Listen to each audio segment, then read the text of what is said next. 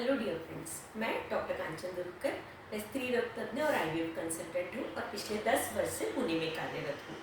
आज हम जो हमारी सीरीज़ है रीजंस फॉर फीमेल इनफर्टिलिटी उसमें का नेक्स्ट टॉपिक डिस्कस करने वाले हैं। तो इस टॉपिक में हम डिस्कस करने वाले हैं यूट्राइन एनामोलीज, मतलब गर्भाशय में कुछ प्रॉब्लम्स होने की वजह से प्रेगनेंसी नहीं रहना। अब गर्भाशय में क्या क्या प्रॉब्लम्स रह सकते हैं जिसकी वजह से प्रेगनेंसी रहने में दिक्कत हो सकती है। जनरली मोस्ट कॉमन जो हमने प्रॉब्लम देखा है वो है सेप्टिक यूट्रस, मतलब कि गर्भाशय में पर्दा होना।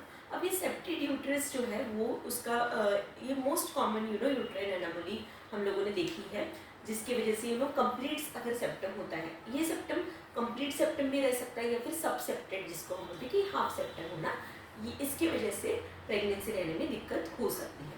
अब इसके अलावा और क्या यूट्राइन एनामोलीज रह सकते हैं जिसकी वजह से प्रेगनेंसी रहने में दिक्कत हो सकती है।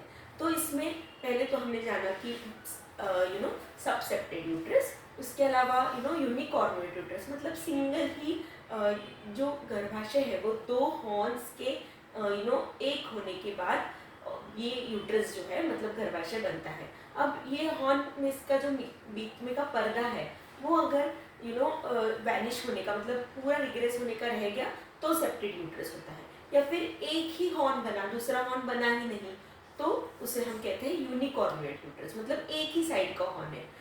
ये यूट्रस जो होता है वो छोटा होता है तो इसे कहते हैं यूनिकॉर्नुएट यूट्रस। अब इसके अलावा बाइकॉर्नुएट यूट्रस, मतलब कि दोनों ही हॉर्न हैं पर अलग अलग गर्भाशय है और उनका एक ही सर्विक्स है। ऐसा भी हो सकता है कि दो सर्विक्स है, ऐसा भी हो सकता है कि दो गर्भाशय और दो सर्विक्स है।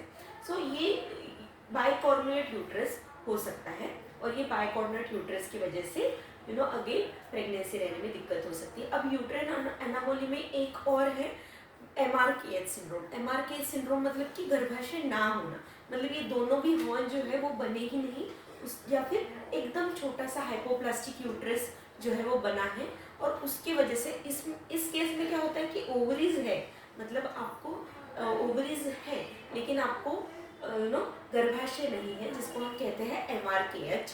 तो MRKH में गर्भाशय नहीं होता है और ओवरीज मतलब अंडाशय होता है, तो ये भी एक यूट्राइन एनामोली होती है जिसकी वजह से इनमें प्राइमरी अमेन्योरिया होता है, मतलब कि उनमें पीरियड्स आते नहीं हैं वो लेडी को। She is a normal lady, मतलब वो that girl is raised as a normal girl but she will not have periods, उनको पीरियड्स जो है वो नहीं आते हैं तो उनको प्राइमरी अमेन्योरिया हम लोग कहते हैं। तो ये भी एक यूट्राइन एनामोली हो सकती है। अब ये जो एनामोलीज है इसमें जैसे मैंने बोला कि मोस्ट कॉमन जो होती है वो होता है सेप्टम, मतलब पर्दा होना। तो ये पर्दा होना इसकी वजह से क्या हो सकता है, क्यों इसकी वजह से प्रेगनेंसी नहीं रहेगी, तो ये जो पर्दा है वो अंदर की जगह पे है तो उसकी वजह से जो गर्भ है वो रुकने में, इम्प्लांटेशन होने में प्रॉब्लम आ सकता है। और ये इम्प्लांटेशन में अगर प्रॉब्लम आ गया तो उसकी वजह से एक तो प्रेगनेंसी नहीं रहेगी या फिर हो सकता है कि रिपीटेड अबॉर्शंस को, मतलब आपको प्रेगनेंसी रह रही है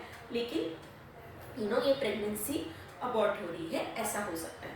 अब इसके अलावा जो बाइकॉर्नुएट यूट्रस है या फिर यूनिकॉर्नुएट यूट्रस है उसमें देखा गया है कि सर्विक्स जो है वो छोटा रहता है, तो ये सर्विक्स छोटा होने की वजह से सेकेंड ट्राइमेस्टर अबॉर्शंस जो है वो हमने ज़्यादा देखे हैं। ये सेकेंड ट्राइमेस्टर अबॉर्शन मतलब कि ये जो सर्विक्स छोटा है, मतलब गर्भाशय का मुंह छोटा है, इसकी वजह से जल्दी डिलीवरी होगी, प्रीटर्म डिलीवरी होगी, 20 वीक्स के पहले डिलीवरी होगी, तो उसकी वजह से ये प्रेगनेंसी रिपीटेड मिसकैरेजेस हो सकते हैं। तो इन केसेस में अब क्या ट्रीटमेंट ऑप्शन अवेलेबल है। जनरली सेप्टेड यूट्रस अगर है तो उसके लिए सेप्टम रिसेक्शन हम कर सकते हैं। ये सेप्टम रिसेक्शन हम हिस्ट्रोस्कोपिकली करते हैं, मतलब गर्भाशय में एक दूरबीन डाल के ये सेप्टम कहाँ तक है ये देखते हैं। पहले तो इसका डायग्नोसिस हम जानेंगे कि कैसे करते हैं। तो यूट्राइन एनामोलीज का जो डायग्नोसिस है वो सोनोग्राफी से हम कर सकते हैं और इसमें बेस्ट सोनोग्राफी मानी जाती है 3D सोनोग्राफी या फिर 3 डायमेंशन और 3D और 4D सोनोग्राफीज जो है ये इनके लिए बेस्ट सोनोग्राफीज मानी जाती है। और ये जो 3D 4D सोनोग्राफीज जो है वो जनरली ल्यूटियल फेज में, मतलब आपके पीरियड के 20th डे पे अगर हम करते हैं तो ये सोनोग्राफीज जो है वो ज़्यादा अच्छी तरीके से हम कर सकते हैं। तो ये सोनोग्राफी में हमें पर्दा है नहीं है और या फिर दो अलग गर्भाशय है या एक ही गर्भाशय है जिसको मैंने बोला यूनिकॉर्निएट यूट्रस, या बाइकॉर्निएट यूट्रस, या सेप्टेड यूट्रस है, या फिर हाइपोप्लास्टिक यूट्रस है, ये सारी जो डायग्नोसिस है ये हम सोनोग्राफी से कर सकते हैं। हाँ, इसमें अगर हमें फर्दर डाउट है तो हम एमआरआई भी कर सकते हैं, एमआरआई पेल्विस हम कर सकते हैं, जिससे हमें और डिटेल में पता चलता है।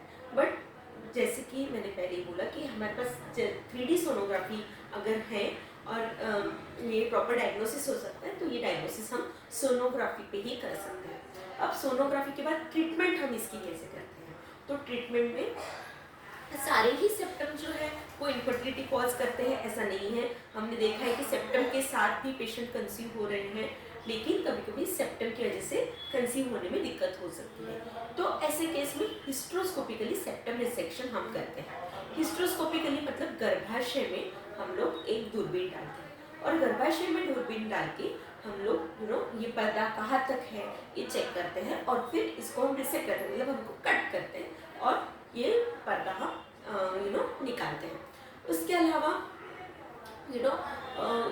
अगर बाइकॉर्निएट यूट्रस है तो उसमें एक कैविटी को बढ़ा करके कैविटी एनहांसमेंट हम लोग कर सकते हैं। यूनिकॉर्निएट यूट्रस में जनरली प्रीटर्म डिलीवरी की रिस्क रहती है, तो उसमें सर्वाइकल एनसेफेलाइटिस जरूरी होता है।